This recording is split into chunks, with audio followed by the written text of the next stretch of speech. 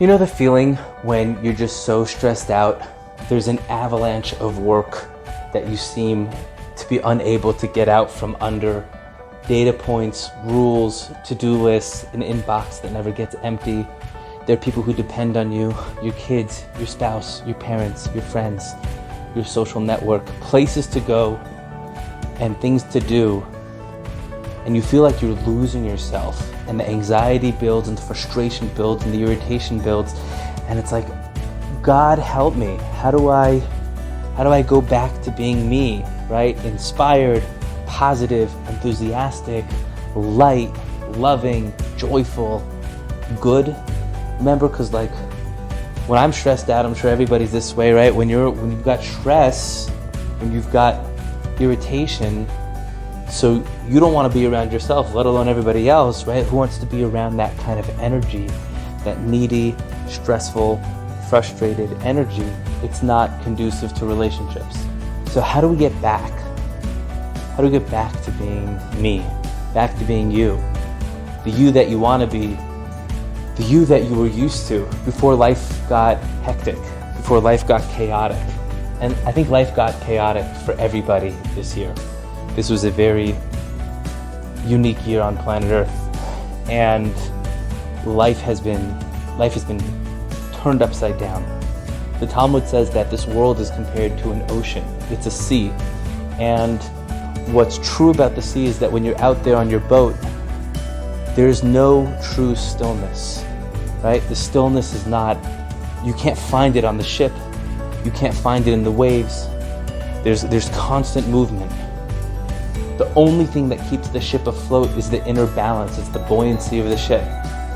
The only thing that gives a ship any chance of making it in the world is that it has a direction and is trying to get to dry land. But long enough in the sea, that ship can capsize. And that's not what we want to happen with our lives. We don't want our lives to be this constant state of running, this constant state of striving, trying to get to some place without ever arriving. And if we're not in the arriving state, if we don't ever make it to dry land, so then the stresses of life seem to pile up. How do you live on the ship? How do you stay in this world?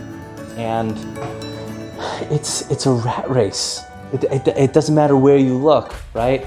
You're not being a good enough partner. You're not being a good enough business person. You're not being a good enough parent. You're not being a good enough, Jones. You got to keep up with the Joneses, right? There's too much that's going on, and you can get very stressful very fast.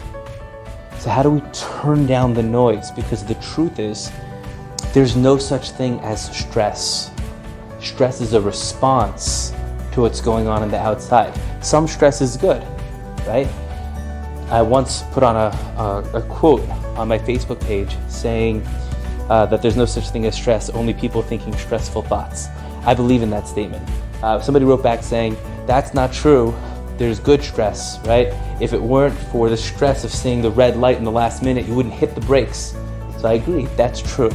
I'm speaking about the rest of the stress of life, the rest of the angst and the rest of the anxiety, all of the unnecessary, undue stress that we go to because we have a certain belief about how we should be, a belief about how you're supposed to look, what kind of car you're supposed to drive, what kind of partner you're supposed to have, what kind of life you're supposed to live.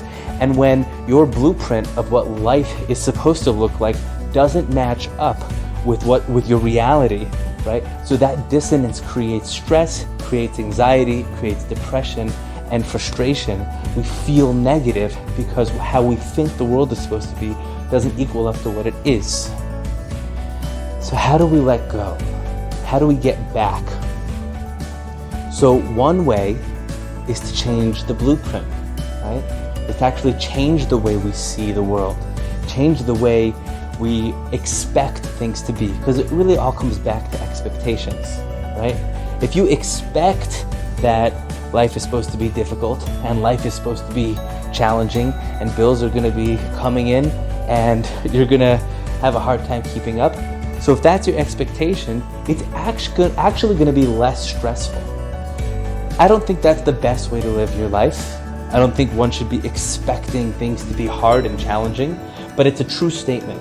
If you shift your expectations over, so the stress and the disappointment will move away. Another way to do things is to keep your expectations the same, keep the blueprint the same, how you think things are supposed to be, keep them there, but you're going to amplify your input, how much work you're going to do, how much investment you're going to put into whatever it is that's causing you stress. So if it's in your work, you're going to put in more hours. If it's in your relationship, you're going to put in more time.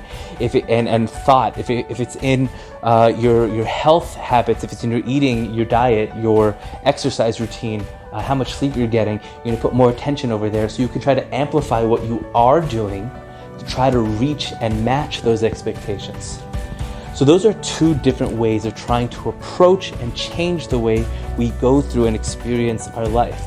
The stress comes from the dissonance. We expect things to be one way. That really means we want things to be one way. And when you want something to go in one direction and it seems to go counter to your desire, that brings up anger, frustration, irritation, and stress. And if it goes super in the other direction and actually goes and not only not allow you to go forward, but forces you to go back where you feel like you've lost something. So we leave out of the category of anger and into the category of sadness, all the way down to depression, to loss, and then to hopelessness. You can go all the way down that ladder. But there's a better way, right? And I'm not saying not to do the first two. The first two are actually really important. One should adjust their expectations to reality somewhat, and one should amplify the work that they can put in. Those are good things.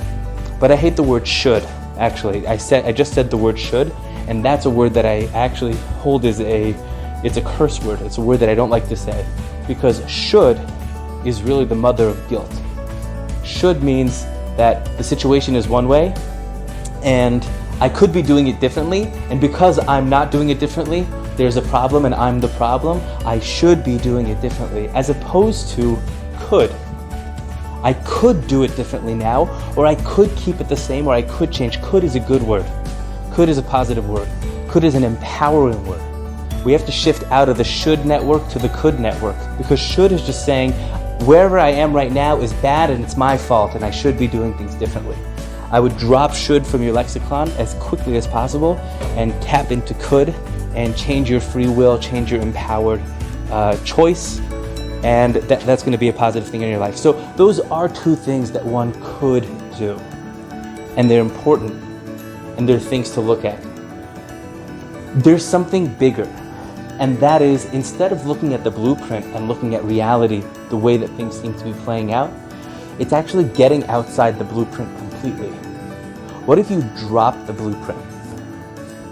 Meaning, what if you drop the idea that life has to be a certain way? You see, we're given certain ideas, certain beliefs, certain agendas handed to us by our parents, by our culture, by our society, by the experiences that we've had as children and as we were growing up, in our adolescence, in our teens, in our early 20s. We develop a way of relating to the world, and the blueprint is kind of handed to us. The shoulds of life are handed to us, and we get these inner agreements. We agree that life is meant to be a certain way.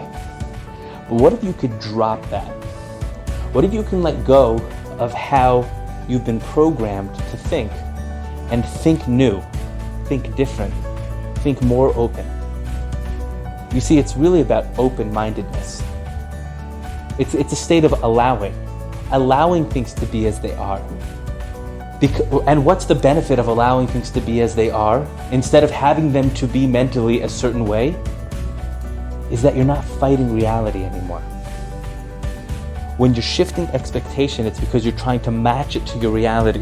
When you're shifting your investment of time and energy, you're trying to change your reality to match your expectation. But what if that's all in a box? There's a certain box called, the way you see things and the way things are. But what if that's all in a box? An older model. But what if you come out of that model?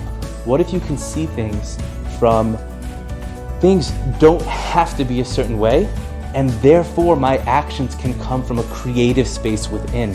And I can relate to things totally present, totally in the now. The way things are unfolding is the way that I can relate to them in the present moment without having to adjust to a script, a mental script that we've set up for ourselves. This is really one of the most powerful things that you can give yourself, because what you find when you step out of the box is love. It's joy, it's peace, it's enthusiasm, it's inspiration, because you find yourself. You can finally meet yourself where you are and not be afraid of what was or what will be.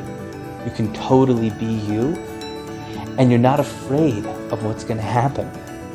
You see, the stress came because life was supposed to go a certain way and it's not. The stress came because you thought you were supposed to be a certain way and you're not. But what if you step out of the box and you can drop the box completely and totally accept things for the way they are? And when you do that, you enter that new space of allowing. You're in an ocean and you're in a ship and it's sailing in the right direction because there's no wrong direction. You see, when you think things have to go a certain way, so when the sea pushes hard in another direction, you do everything in your power to pull the boat back. And that itself causes strain and stress on the boat. But what if you get out of that and you say the waves are moving in a certain direction? The waves are moving towards land. So it may not be the land I thought I was going to. But like God says to Abraham, you just leave from the space of your land, your birthplace, your father's home. Leave all that stuff behind. Leave behind the mental images and go to the land towards which I will show you. Meaning, you don't know where the destination is. Just go. But leave behind the mental blueprint that's been handed to you from around. When you go there, I will show you, which has a double entendre. There's a double meaning there. It both means you can't know where you're going till you get there, and then it hits you, this is the place, and you kind of knew it all along, and the beauty was the journey to get to this space. And I will show you also means I will show you you. I will show you who you are, because you don't have to fight the waves of life anymore. You can just go for it, and you go for it with two hands, a big smile, and passion in your heart. That's really what we're going for. That's what we're trying to do in our life. And the moment we can walk out of the box, you're free. You've been liberated from a belief system that has to be a certain way. I'm not here to tell you that there aren't truths in the world, just the opposite, but that this is an ultimate truth. There are so many truths in the world. There are laws of nature, and there are laws of a spiritual kind as well. There are a law of spiritual nature as well. And the biggest law, the first law, the beginning of everything is, if you're fighting against yourself, you're gonna lose. If you're fighting against yourself, you're gonna lose. So the first step of getting out of that stressful state is to look at the things that are causing you stress and say, maybe these things are causing me frustration or stress in my life because of an old blueprint of how I think things need to be or things should be. Maybe if I can drop that, just let it go and have a totally open mind, I can step forward. So I can hear it in your voice now. I can hear it in your mind. Well, how do you just drop it? How do you just let go, right? I've got a bill that I can't pay. I've got a kid that has a health issue. I've got a job that is hanging in the balance. Whether or not, if this deal goes through, I'm in. If this deal doesn't go through, I'm out. How do you just let go? So there's a lot of practices, but this is really at the most core fundamental place is why the most essential idea in all religions, certainly in Torah, which is where I come from in all my teaching, is this idea of faith, or knowing that there's a plan, knowing that you're being guided, knowing that the outcomes which we try to create aren't even in our hands to create. 99% of what happens in your life is totally out of your control. There's such a small amount of control we have. No outcomes are yours, but all outcomes are good. It's about leaning into a much bigger vision and having more trust in an infinite divine intelligence that's running this system. It's about being able to let go. If that's too much for you, then it's also just letting go of the reality that your mind has created a vision of how things are supposed to be. Well, they're not. So stop fighting reality. Just drop it and let it go. You see, this type of acceptance, that type of surrender, that really is what we call in Torah emunah, right? Which we translate as faith, but it's wrong. Faith sounds like belief, sounds like trying to grab onto something that isn't real and hoping that it's true, right? Belief is knowing something that is 100% true. You are in the know. You know that it's true, and yet you can't prove it. But I know it, and I'm going to step into it. I'm going to rely on it. I'm going to live my life with it. It doesn't absolve you of the work. You got to get up and go to work in the morning. You have to put food in your mouth so that your body continues to live and generate all of the energy that it needs to function. You've got to do work, but it's letting go of the other 99%. 99% of your life is totally out of your control. And the moment that you can let go of that control, the moment that you let go of all the stress, frustration, anger, and anxiety in your life, the moment that you can actually awaken to who you are and to who you could be.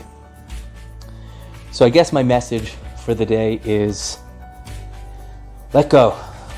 Let go of the patterns, the mindset that's set up towards limitedness, limitation, negativity, towards a blueprint that is fixed and stops you from seeing something a little bit bigger, that stops you from seeing infinite, because there's infinite amount of potential realities that exist in every moment. And it's our desire, our inner desire, to hold on to an old way of seeing things that limits us. So give us all the blessing to let go of that. Take the day with two hands, carpe diem, and the next time you're feeling stressed, take a deep breath and know no outcomes are yours, and all outcomes are good. Only love, only blessings.